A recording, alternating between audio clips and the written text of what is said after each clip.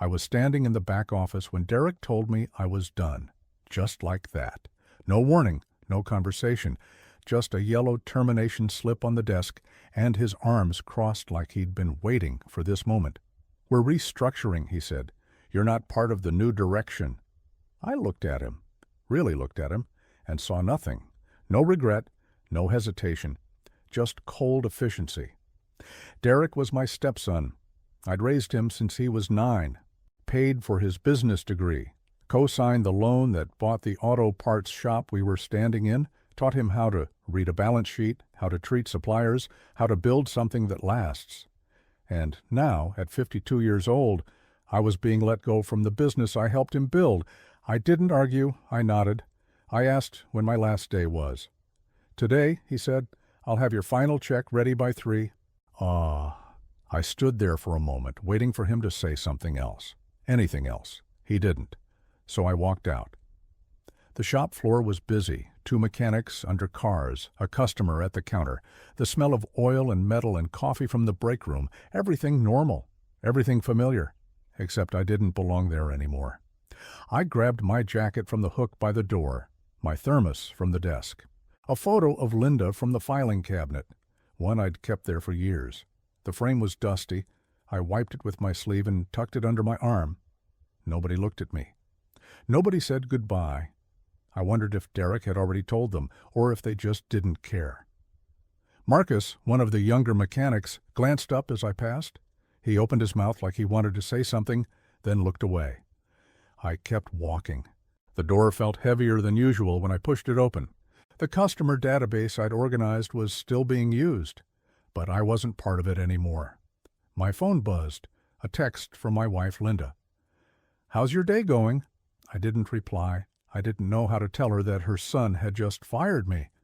I sat there for 20 minutes, maybe longer, watching people come and go, watching the business I'd helped build continue without me like I'd never existed. A delivery truck pulled up, North Point Auto Supply. I recognized the driver, guy named Eddie. We'd worked together for years. He waved at me through the windshield. I waved back. He had no idea I didn't work there anymore. Finally, I started the truck and drove home. "Tom," I told her. She went pale, then angry, then confused. "He fired you. Why?" "He said they're restructuring." "That's it? That's all he said?" I nodded. She grabbed her phone. "I'm calling him." "Don't. Tom, he can't just—" "Linda, don't." She stared at me. I could see the conflict in her eyes. Her son, her husband, a choice she didn't want to make. She put the phone down, but I saw the way she looked at me for the rest of the night. Like I'd let this happen, like I should have fought harder, like maybe if I'd been better at my job, this wouldn't have happened. That look hurt more than anything Derek had said. I didn't sleep that night. I lay there in the dark, replaying the conversation in my head, looking for the moment I could have changed things, the thing I should have said, the argument I should have made, but there wasn't one. Derek had made up his mind before I walked into that office. I thought about all the times I'd covered for him when he was younger, the times I'd bailed him out of bad decisions, the time he wrecked his car in college and I drove 6 hours to pick him up, the time he failed his business finance class and I tutored him every night for a month until he passed. I'd been there for all of it. And this was how it ended. The next morning I started looking for work. At 52, in a small town with a resume that showed 15 years at one shop, the options were limited. I applied to 3 places, got 1 callback. They offered me $12 an hour to stock shelves at a hardware store. I'd been making $60,000 a year managing operations, inventory, and supplier relationships. Now I was being offered $25,000. I took it. I had to. We had a mortgage, car payments. Linda's mother was in assisted living, and we helped with those costs, too. I couldn't afford to be unemployed. Linda didn't say anything when I told her. She just nodded and went back to folding laundry. But I could feel the judgment in the silence. Her son had a business. Her husband stocked shelves. Linda tried to bring it up once, carefully, like she was walking on glass. "Maybe you should talk to him," she said. "Maybe there was a misunderstanding." There wasn't. "Tom, he's under a lot of pressure. The shop's been struggling. The shop's not struggling, I said quietly. I built the systems that keep it running. I know exactly how it's doing. She didn't say anything after that, but I could see it, the distance growing between us. The unspoken resentment. She thought I was being stubborn. I thought she was being blind. I wondered how long it would take before we stopped talking altogether. At night, she'd sit on her side of the bed with her phone, texting Derek. I'd see the glow of the screen in the dark, see her typing and deleting and typing again. She never told me what they talked about. I never asked. Stocked shelves, helped customers find screws and paint, wore an orange vest with my name on it. The work wasn't hard, just humbling.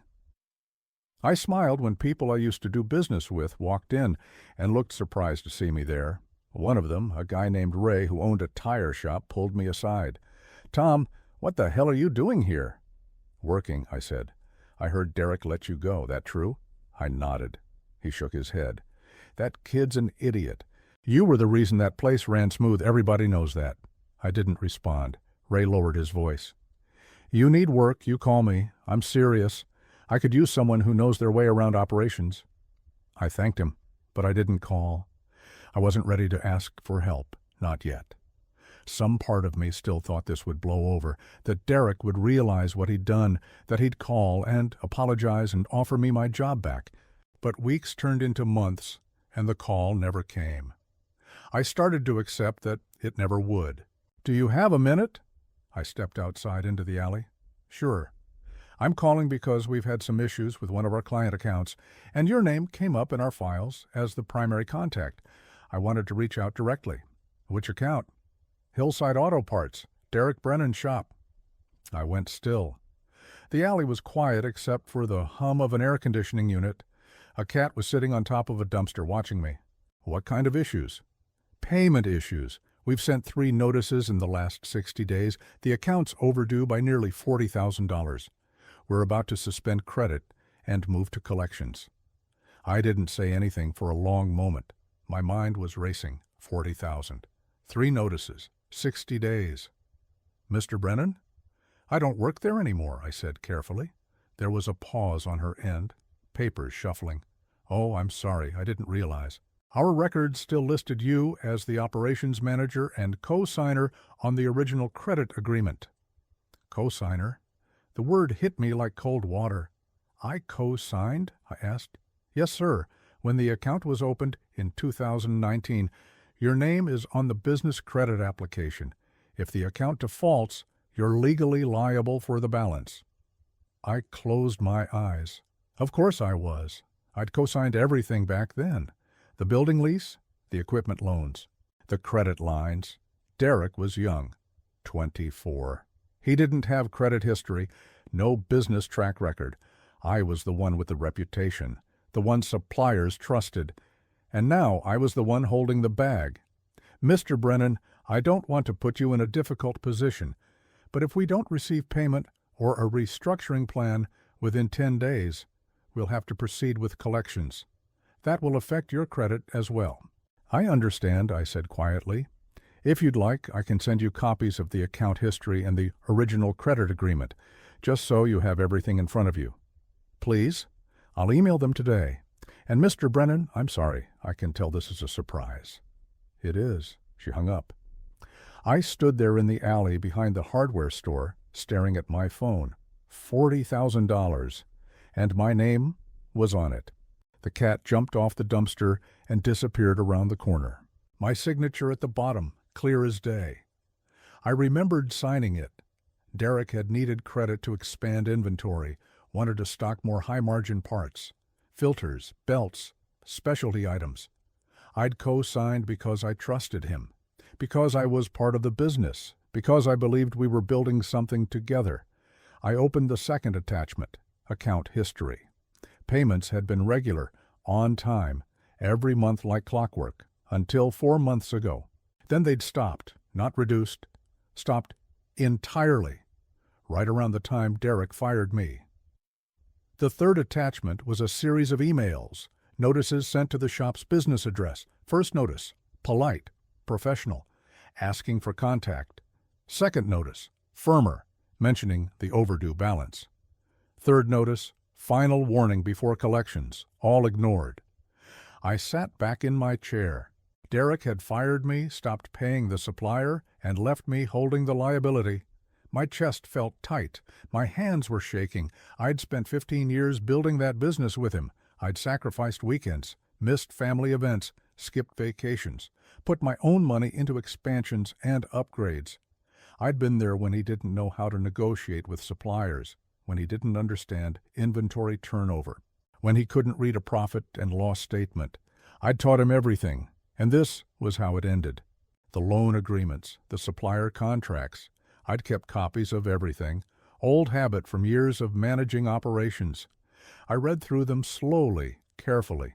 The business was structured as a limited liability company, Hillside Auto Parts, LLC, formed in January 2019.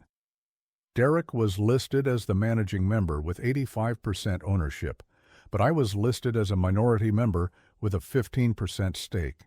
I'd insisted on that when we set up the LLC. I'd put money in, $20,000 of my own savings.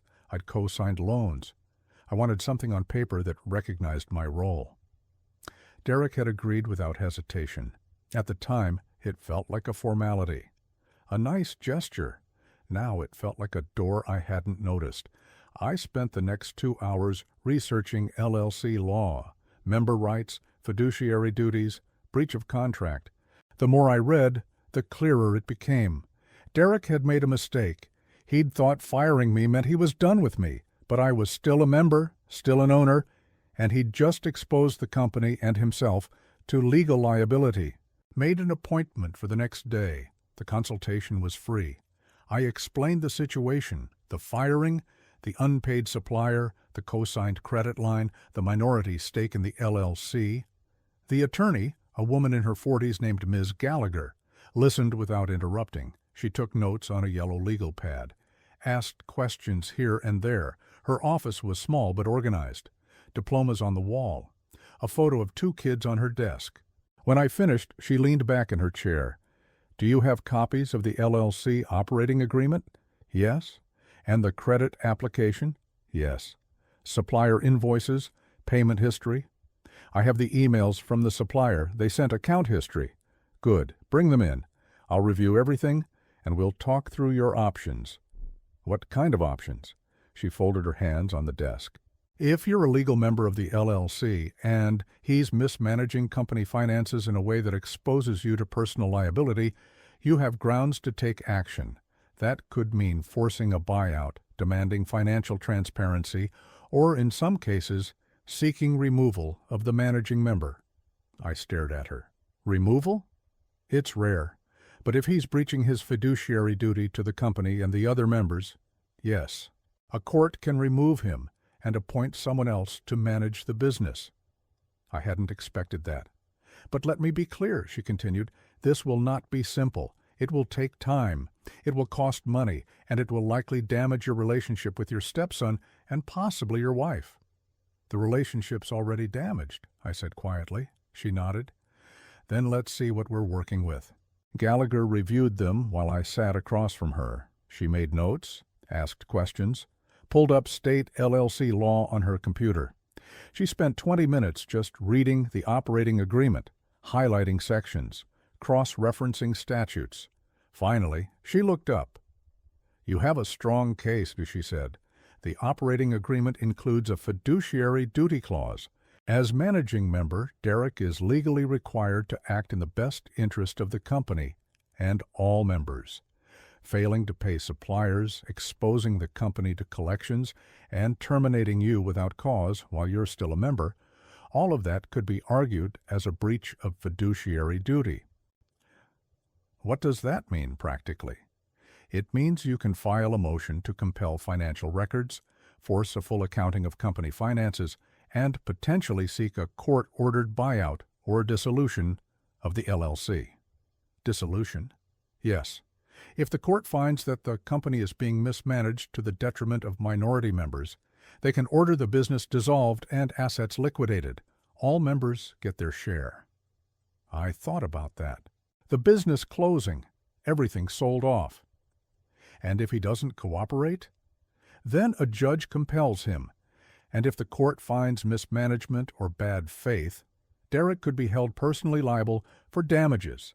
That means the money he took out, the debts he let accumulate, all of it could come back on him personally. I sat with that for a moment, the weight of it. This wasn't just about the money, it was about everything I'd built, everything I'd given. "There's one more thing," Ms. Gallagher said. "If you're serious about this, we'll need to act quickly. If the supplier moves to collections and your credit is impacted, that could complicate things. I'd recommend we send Derek a formal demand letter first. It lays out your concerns, requests full financial disclosure, and gives him an opportunity to resolve this before litigation. And if he ignores it, then we file. And once we're in court, everything becomes public record. Financials, debts, distributions, everything." I thought about Linda, about how this would look, about how this would feel. But I also thought about the $40,000 I was liable for, the job I'd lost, the business I'd helped build, and the fact that Derek had done this knowing full well what it would cost me. He'd calculated that I wouldn't fight back, that I'd just take it. "Send the letter," I said. "Brennan has a legal right to financial transparency and to ensure the company is being managed in accordance with its fiduciary obligations. Failure to provide the requested documentation will be viewed as a breach of the operating agreement and will result in formal legal action to protect Mr. Brennan's financial and legal interests as a member of the LLC." The letter was sent via certified mail. Derek signed for it 3 days later. I didn't tell Linda, not yet. I knew what would happen. She'd panic, she'd call Derek, she'd try to fix it. And I needed to see what Derek would do first. The 14 days passed slowly. I worked. I came home. I kept my head down. Linda asked me once if something was wrong. I told her I was tired. She didn't push. But I could see her watching me, trying to figure out what I wasn't saying. On day 8, she brought it up again. "You've been quiet lately," she said. "I'm fine." "Are you sure?" Yeah, she didn't believe me, but she let it go. On day 12, Linda came home from work and sat down at the kitchen table. She looked at me with an expression I couldn't quite read. Anger, confusion, hurt. "Derek called me today," she said. I didn't respond. "He said you sent him a lawyer's letter." I nodded. Her voice cracked. "Tom, why didn't you tell me?" "Because I knew you'd try to stop me. He's my son, and I'm your husband, and he fired me, stopped paying bills I'm legally responsible for, and left me to deal with the fallout." She looked down at her hands. "He said it was a misunderstanding. He said he didn't know you were still on the credit line." "That's a lie, Linda. He knows exactly what he did." "How do you know?" "Because I set up that account. I was there when we applied. My name is on every document. He knows." She shook her head. "I don't understand why you're doing this. Why can't you just talk to him?" "I tried talking for 3 months. He didn't call, didn't text, didn't come by. He made it very clear he was done with me." "So this is revenge?" "No, this is protecting myself." "From what?" "From $40,000 of debt that I'm liable for, from a destroyed credit score, from losing everything because he decided I didn't matter anymore." She stood up, tears in her eyes. "He's betting I won't fight back," I said quietly. "He's betting I'll just take it and walk away." "And you won't?" I looked at her. "No, I won't." She left the room. I heard the bedroom door close, and I sat there alone in the kitchen, wondering if I'd just lost my wife too. Nothing. On day 15, Ms. Gallagher filed a motion in civil court. The filing requested full financial disclosure of Hillside Auto Parts LLC, an accounting of all debts, assets, and distributions, a court-ordered mediation to resolve member disputes. The case was scheduled for a preliminary hearing in 30 days. When the summons was served, Derek called Linda. She answered on speaker. I was sitting across from her. Mom, what the hell is Tom doing?" His voice was sharp, angry, loud. "I don't know, Derek. You need to talk to him. I tried. He won't answer my calls. Because you fired him, Linda said quietly. And you didn't even talk to us about it. It was a business decision. He's your stepfather. And I'm running a business. I can't keep someone on payroll out of guilt. He wasn't on payroll out of guilt. He was the reason your business worked. Derek went quiet for a moment. This is insane. He's really going to sue me? I reached over and took the phone. Linda's eyes went wide. Derek? Silence. Tom? You owed North Point $40,000. My name is on the account. You didn't pay them. You didn't tell me. And now I'm liable. I'm handling it? No, you're not. You ignored 3 notices. You're in default. And I'm not letting you destroy my credit and walk away. This is ridiculous. You're really going to sue me over this? I'm enforcing my rights as a member of the LLC, something you should have thought about before you fired me and stopped paying bills. You know what? Fine, do whatever you want. You're going to regret this. Maybe, but you'll regret it more. I hung up. Linda was staring at me. What did you just do? What I should have done 3 months ago, I said. She didn't say anything, just stood up and walked away. That night, she slept in the guest room. The next night, too, and the night after that. The judge, a tired-looking man in his 60s, reviewed the motion and asked Derek's attorney to respond. The attorney was young, mid-30s, confident. He argued that this was a minor business dispute that didn't warrant court intervention, that Derek had the right to make staffing decisions, that I was trying to use my minority stake to interfere with normal business operations, that this was a case of a disgruntled former employee trying to leverage a technicality. Ms. Gallagher responded calmly.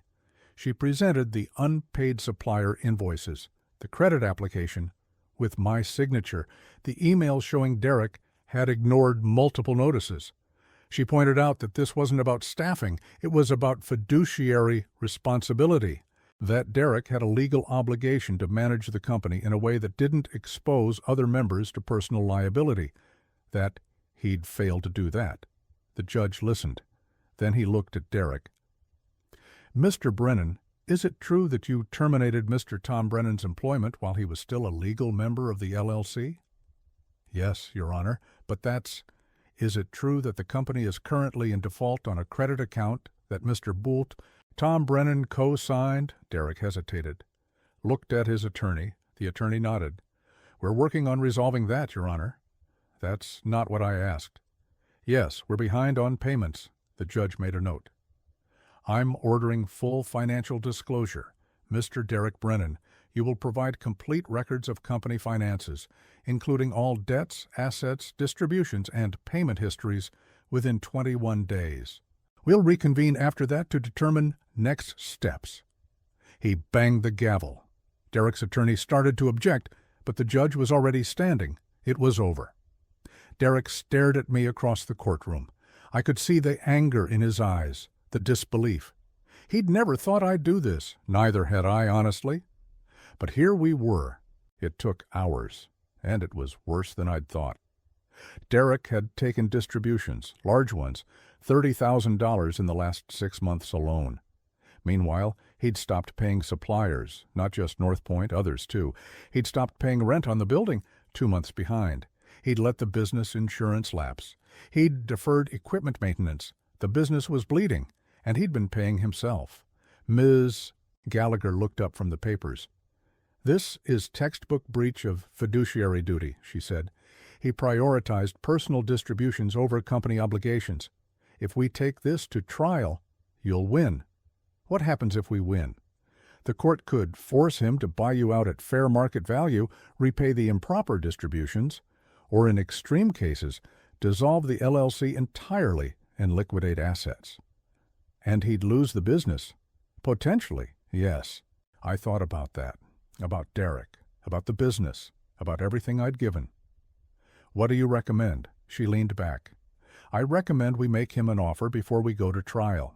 Give him a chance to resolve this without a judge forcing his hand. He buys you out, pays off the supplier debt, and you walk away clean. And if he refuses, then we go to court. And he loses a lot more than money. I nodded slowly. Let's make the offer. Gallagher sent the settlement offer the next day. The terms were simple. Derek would buy out my 15% stake for $60,000, fair market value based on the company's assets and revenue. He would immediately settle the North Point debt to release my liability. He would sign a release agreeing not to pursue any further claims against me. In exchange, I would walk away and relinquish all rights to the business. The offer was good for 7 days. You had time. You chose not to use it. This is going to destroy me. You destroyed yourself, Derek. I'm just protecting what's mine. Mom, please, talk to him. Linda looked at me. I could see the conflict in her eyes, but this time she didn't say anything. Derek's voice cracked. I didn't think you'd actually do this. I know, I said. That's the problem. You thought I'd just disappear, that I didn't matter, that you could do whatever you wanted, and I'd take it. I'm sorry, okay? I'm sorry. I don't believe you. Tom. I hung up. Linda sat there for a long moment. Then she looked at me. Are you happy now? She asked quietly. No, I said. But I'm not letting him destroy me either. She nodded. And for the first time in months, I thought I saw something like understanding in her eyes. $40,000 for the buyout. Immediate payment to North Point. Same release terms. Ms. Gallagher looked at me. It's not a bad offer, she said. You'd walk away clean, and you'd avoid a trial. Legal fees would eat into anything more you might win in court. What's your gut say? My gut says he's desperate, and desperate people make mistakes. If you push, you might get more. But you also might end up in a prolonged legal battle that costs you time and money. I thought about it, about Derek, about the business, about everything I'd given, about the fact that I just wanted this to be over. Tell him 50. Final offer. She smiled slightly. Done. My liability was cleared. I signed the release. And just like that, I was out. She nodded, but I could see the sadness in her eyes, the weight of knowing her son had done this, and that I'd had to fight back. We sat there in silence for a while, and slowly, carefully, we started to rebuild what had been broken between us. That he'd had to let go of one of the mechanics, that customers were going elsewhere. Ray asked if I was interested in coming back to work with him. This time, I said yes. The pay was good, better than what I'd been making at the hardware store, $50,000 a year to start, with benefits. And Ray treated me with respect, like I mattered, like my experience was valuable. It felt good to be valued again. 6 months later, I was managing operations at Ray's tire shop. The work was familiar, comfortable, and I was good at it. Ray gave me autonomy, trusted my decisions, asked for my input on big purchases and contracts. It was what working with Derek should have been. One afternoon, Ray handed me a printout. Saw this in the classifieds, he said. It was a business listing, Hillside Auto Parts, for sale. Owner motivated. I stared at it for a long moment. Then I folded it up and threw it away. Ray watched me. You okay? Yeah, I said. I'm good. And I meant it. He chose to take money for himself while leaving me exposed. And when I fought back, he learned something important. Silence isn't weakness, and patience isn't surrender. I didn't destroy him. I didn't need to. I just stopped protecting him. And that was enough. Some nights I think about calling him, about trying to fix what's broken between us. But then I remember standing in that office, the coldness in his eyes, the way he handed me that termination slip like I was nobody. And I realize there's nothing left to fix. He made his choice. And I made mine. Linda asked me once if I regretted it. No, I said. I regret that it had to happen, but I don't regret standing up for myself. She nodded, and that was the end of it. Ray's talking about making me a partner when he retires in a few years. Linda and I are good, better than we've been in a long time. We don't talk about Derek much, but when we do, there's no anger anymore, just sadness. She understands now why I did what I did, and I understand why it hurt her. That's enough. I heard the shop finally sold. Some guy from out of town bought it. changed the name, changed the inventory focus. Derek's working there now. As an employee, I don't feel good about that, but I don't feel bad either. He made his choices, he lives with them, just like I live with mine, and I sleep fine at night.